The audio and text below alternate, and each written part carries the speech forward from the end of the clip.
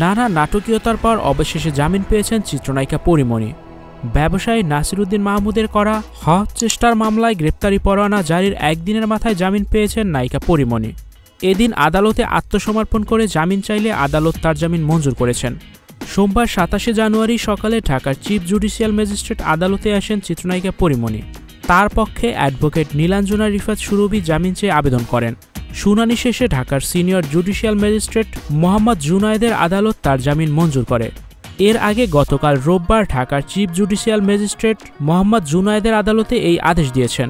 এদিন মামলার চার্জ গঠন শুনানিতে পরীমণির হাজিরের দিন ধার্য ছিল, তবে তিনি হাজির না হওয়ায় তার বিরুদ্ধে এই গ্রেপ্তারি পরোয়ানা জারি করে আদালত। পরীমণির আইনজীবী নীলাঞ্জনা রিফাত সুরভি এ তথ্য নিশ্চিত করেছেন।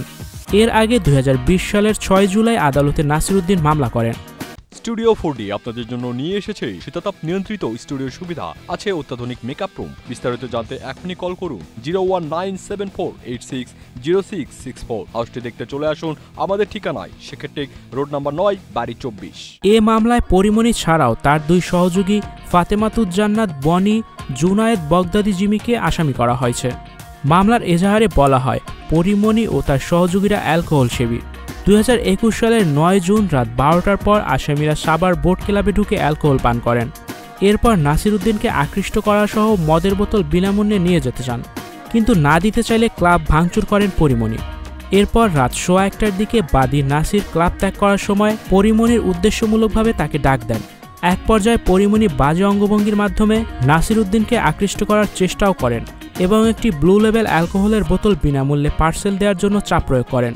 ২০২১ সালের ১৪ জুন ধর্ষণ চেষ্টা ও হত্যা চেষ্টার অভিযোগে নাসিরুদ্দিন মাহমুদ ও তার বন্ধু অমির নাম উল্লেখ করে পরীমণি ঢাকার সাভার থানায় মামলা করেন।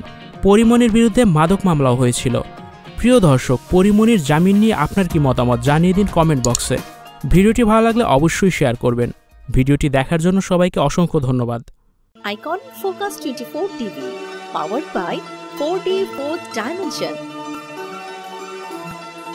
আমাদের চ্যানেলটি সাবস্ক্রাইব করে আমাদের সাথে থাকুন।